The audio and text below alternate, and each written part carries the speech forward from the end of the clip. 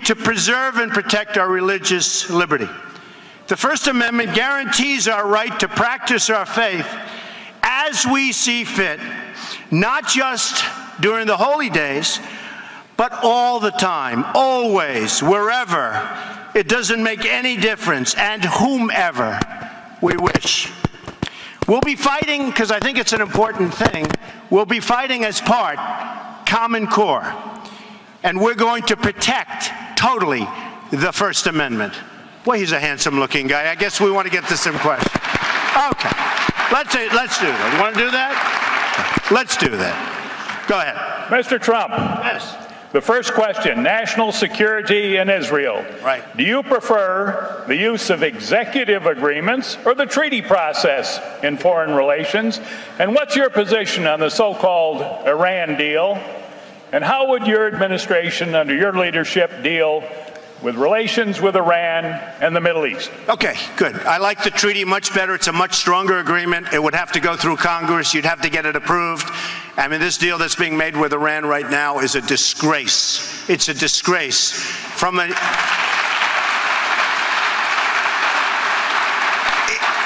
Israel is in big trouble. I will protect Israel totally. Bibi Netanyahu is a friend of mine. In fact, when he ran for office, he asked me to do an ad. I did an ad for him, and he won, so I'm happy about that. But I did an ad for him. But we will protect Israel. You go the treaty route, and then you're going to go through Congress, which is really, in a sense, a vote of the people, but I think it's very important. The Iran deal, I don't have to go through everything. So bad from the standpoint of the 24 days, which can be much longer. From the standpoint of $150 billion that's going to be used to create nukes and also to create terror all over the place. All over the place. I will do such a number on them when I get in, if I get in. You will be very, very proud of me. We will be respected, believe me, and that deal will become much, much better. I know you have a lot of people say we're going to rip it up, but they don't understand the way it works. But I am going to take that deal. I do that. I buy contracts that are bad, where people have lost a fortune with a bad contract. I take the contract and I scrutinize the contract. I make it so brutal, and I do good. And we're going to do that. We're going to make it so strong. Israel is going to be safe. We're going to be safe, and they're never going to get any nukes, that I can tell you.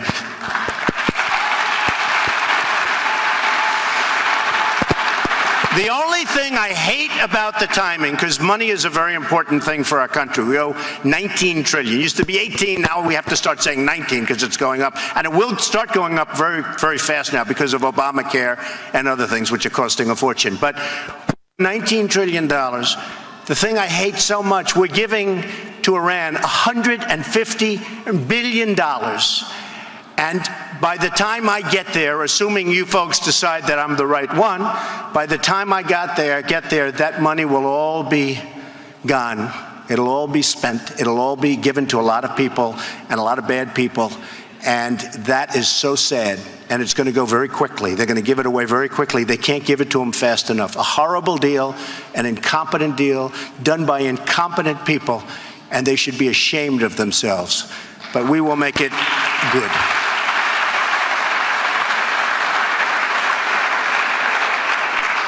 The Second Amendment. Why do you believe the Founding Fathers produced the Second Amendment?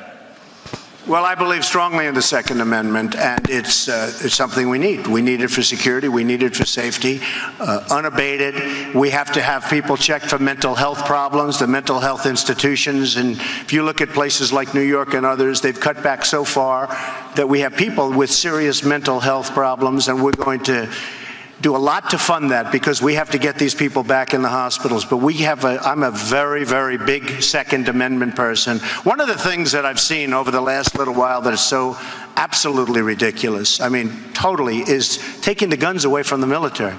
You know, we lost some great people recently. Great, great people. Really highly decorated military people that know how to use their weapons. And they were in a free zone, gun-free zone. And they were killed. One badly wounded, but killed.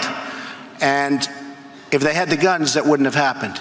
Could have happened, maybe one instead of five, but they were killed. And it is It is really a sad situation. So we would certainly give the guns back to the military. It's hard to believe we're even talking about this. Hard to believe we're even talking about it. And you might have heard, it's sort of interesting because these polls came out and they said Trump won the debate. The polls say Trump won the debate.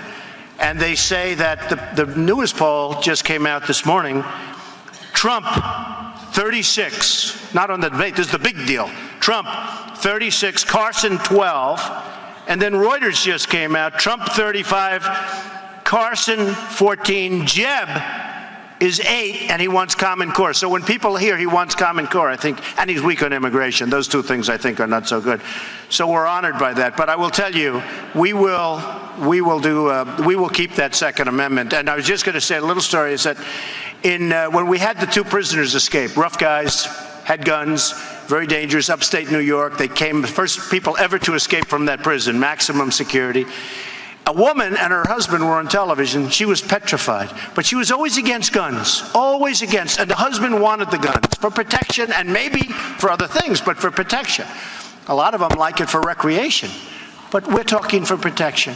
And the woman was always fighting him and always fighting him. When those 2 prisoners escaped and they were within the vicinity of that house and that area, that neighborhood, she felt so good having those guns. And she went on television. She said, all my life I've been fighting my husband, and now I realize he was right.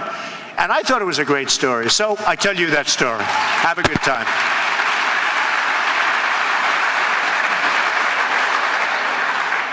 Question related to ethanol. The federal renewable fuel standard displaces Middle East oil with homegrown domestic fuels.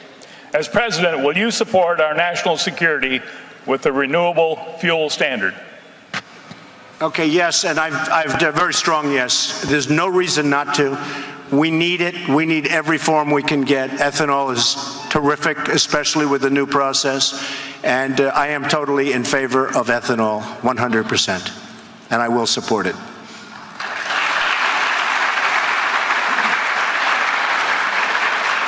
Religious liberty is under attack. What will you do to ensure that people of faith don't suffer recriminations for speaking out or acting upon matters of deeply held religious beliefs?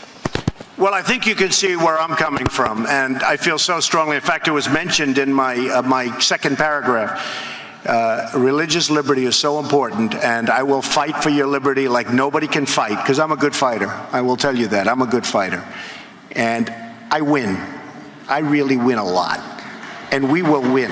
Not this, stuff with the all talk, no action politicians. They'll get up here and they'll give you 20 minutes on how they're going to solve the problems having to do with religious liberty and other things, and nothing will ever happen. I know them all. It's not going to happen.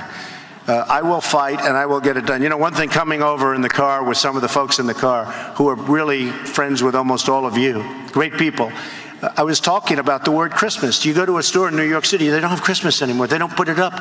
They don't use the word. You take your boy to Macy's and you take your boy to these stores, they don't have the word. And I want Christmas reused. I want people to be able to celebrate Christmas. All right? And somebody said, well, that's not the biggest part. I said, let me tell you, that's a big part. That's a big part. You know what they're doing. Every year it gets worse and worse. And before you know it, you won't be able to go to church the way they're doing it. And we don't have people fighting for us. We have nobody fighting for us. Do you know that one thing that I have to say it, a person who's very, very top on national security, one of the top people in this country, said to me something that I was amazed at. Over the last couple of years, if you're in Syria and if you're a Muslim, it's very easy to come into the United States. Now, that's obviously the horrible thing that's going on right now with the migration. But I'm talking about over the last few years. If you're a Muslim and you come in, you can come in easy. If you're a Christian from Syria, where they cut off your head, where they drown you, where they do things that you're talking about medieval times, this you wouldn't believe. But if you're a Christian from Syria, it's almost impossible. In fact, it is virtually impossible to come into the United States. Okay? And that's the way we have our country now. That's what we've been reduced to. Believe me, I will protect you and I will fight for you, and nobody will fight better and nobody will get you more. And I'm one of you. Just remember that. So thank you all very much. I appreciate it. It's been a great honor.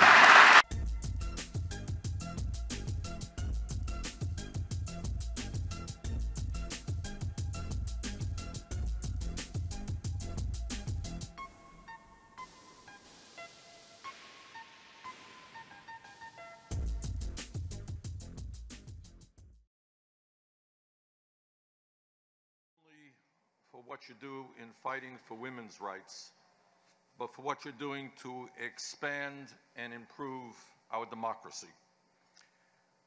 One of the reasons, and let me be very blunt about this, one of the reasons that I'm running for President of the United States is that I worry very much that both economically and politically, our country is sliding into oligarchy. Now, I know this is not an issue that you're going to see discussed much on TV, but it is the reality of what's happening in America. We are the wealthiest country in the history of the world. But as we speak here and meet here this morning, millions and millions of families are struggling to feed their kids. We have the highest rate, shamefully, of poverty of any major country on earth, and 40% of African American kids are living in poverty, all at the same time as 58% of all new income is going to the top 1%, and the top 1/10 of 1% owns almost as much wealth as the bottom 90%. And as a nation, we are going to have to ask ourselves whether it is morally acceptable, whether it is economically sustainable, that so few have so much, while so many have so little. In my view, that has got to change, and we need an economy that works for working families.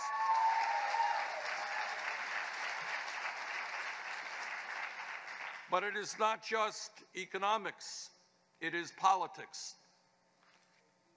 As a result of the disastrous Citizens United Supreme Court decision, millionaires and billionaires are pouring unlimited sums of money into the political process through super PACs and independent expenditures. In the last election, last November, 63% of the American people didn't vote. 80% of young people didn't vote. And in today, millionaires and billionaires are buying the election. Is that what democracy in this country is supposed to be about? I think not. Now, the truth is, as all of you know, Republicans win when voter turnout is low, when millions of people turn their backs on the political process, when they look to Washington and they say, I'm working longer hours for lower wages, what are you doing for me? When they say, I don't have any health insurance, what are you doing for me? When they say, I can't afford to send my little baby into decent quality child care, what are you doing for me? Can't afford to send my older kids to college, what are you doing for me? And when people give up on the political process and don't vote in large numbers, when Republican governors suppress the vote, when the Koch brothers and other billionaires try to buy elections, Republicans win and we lose. So what do?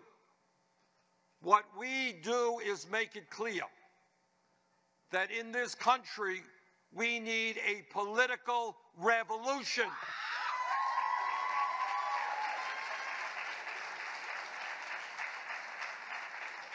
that establishment politics, the same old ain't going to do it, that establishment economics is not going to do it. You want to win an election? I'll tell you how you win an election from the White House on down.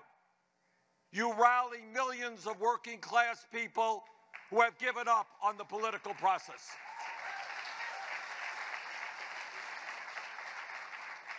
You rally young people who have given up on the political process. You bring people together who are prepared to say loudly and clearly, enough is enough. Our government belongs to all of us, not just a handful of billionaires.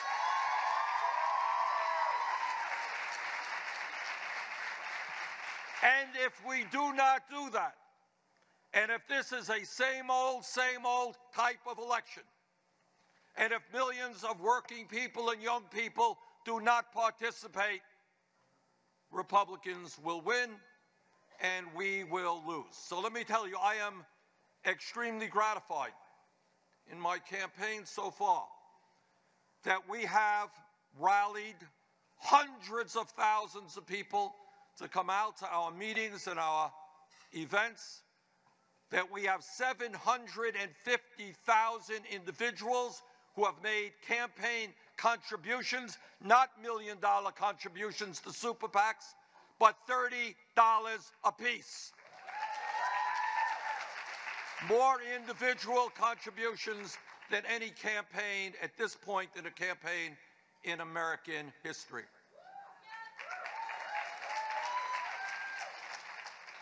We win when people come together, when we reject the division of men versus women, of straight versus gay, of black versus white, of people born in this country as opposed to people born in another country. That is what they want to do. And we win elections when we stand together and we say, you know what? In the wealthiest country in the history of the world, the wealthiest people and the largest corporations are going to start paying their fair share of taxes. We win elections when we say to the working people in this country, we know you can't make it on $8 or $9 an hour, and that is why we're going to raise the minimum wage to $15 an hour. And that is why we're going to win the election when we say to women, there is no rational economic reason that women make 79 cents on the dollar compared to men. We're going to have pay equity. We win an election in which we say to working families, yes, when you go to work, you are going to have quality child care and pre-K for your little ones. We win this election when we say to the unemployed, we're going to rebuild our crumbling infrastructure and create millions of decent-paying jobs. We are going to win this election when we say to young people and all people that we wonder what world the Republicans are living in when they deny science and refuse to go forward in helping us combat climate change.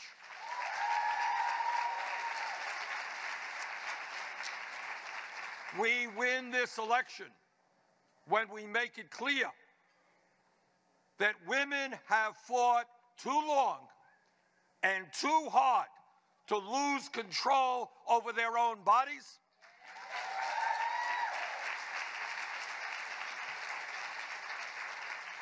We win this election when we stand up boldly and say, no, you're not going to cut or defund Planned Parenthood. You're going to put more money into Planned Parenthood.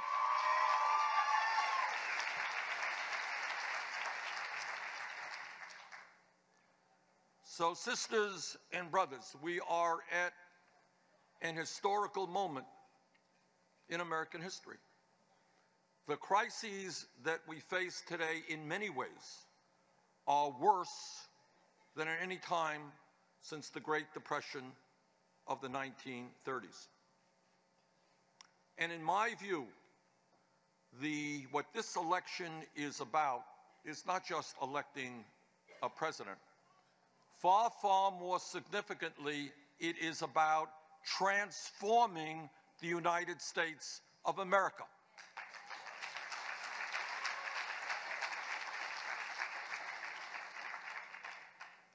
It is about understanding that there is something very, very wrong, where the United States of America is the only major country on earth that does not guarantee paid family and medical leave. How does that happen? The only major country on earth that does not guarantee paid sick time or paid vacation time. How does that happen? The only major country on earth that doesn't guarantee health care to every man, woman, and child as a right.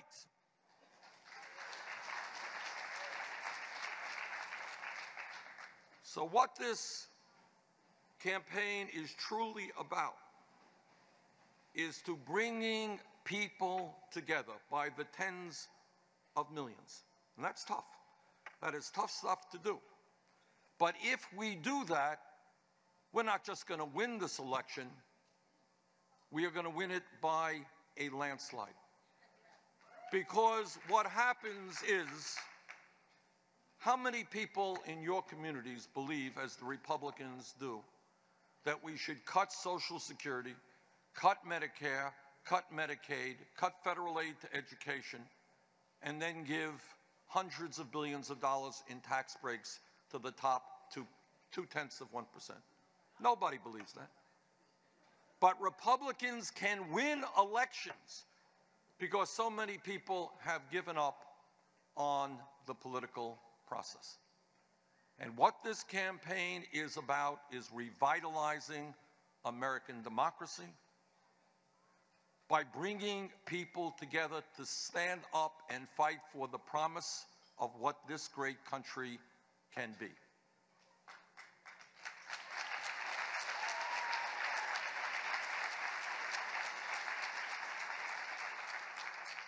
We can be a nation in which the middle class grows, not shrinks. We can be a nation in which we do not have the highest rate of childhood poverty of any major country and more economic and wealth disparity. We can do that. But in order to do that, we're going to have to do something that is pretty hard. Pretty hard, to quote Larry David.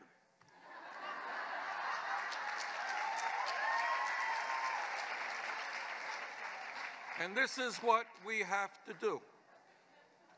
In the last many decades, as everybody in this room knows, because you have been part of the process, we have made significant progress in becoming a less discriminatory society, and we should be proud of that. We should be proud that in 2008, the American people decided to vote for a candidate based on his program and his ideas and his character, not the color of his skin.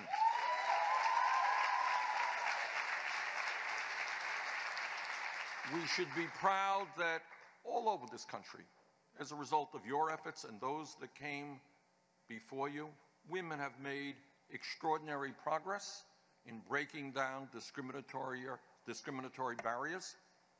And by the way, we are not going back. We are going to go forward. And if we were here 10 years ago and somebody jumped up and said, you know, I think that gay marriage will be made legal in every state in this country, somebody else would have asked them what they were smoking, which raises another issue. But we have made progress. We've made progress in women's rights, in gay rights, in civil rights. We still have a long way to go in all of those areas, but we should be proud of what we have accomplished. But here is where we have not made progress. We have not made progress in the economic struggle. We have lost ground. Today, men and women, in many cases, are working longer hours for lower wages. That's a fact. And almost all of the new wealth and income is going to the people on top. So the essential question in terms of the economic struggle is, are we prepared to organize and to take on the billionaire class, which today has so much economic and political power? That is the question. And if we are not successful in doing that, my prediction to you is that the rich will continue to get richer while most everybody else gets poorer. My prediction to you is that the Republicans, who do not believe Citizens United went far enough, want to get rid of all campaign finance regulations, will simply be able, through the Koch brothers and others, to give checks of hundreds of millions of dollars to the candidates of their choice. In other words, having candidates become employees of their corporate interests. That's the future if we do not educate and if we do not organize. But I have confidence that we can do both. I have confidence that if we come forward with a progressive, strong agenda that is prepared to stand up to corporate America, is prepared to stand up to the Koch brothers and the billionaire class, that is prepared to outline an agenda which will improve the lives of tens of millions of our people, we can not only win the White House, regain the Senate and the House, gain governor's chairs all over America. Not only can we do that, but much more importantly, we can transform this country and make it the country we all know that it can become. Thank you all very much.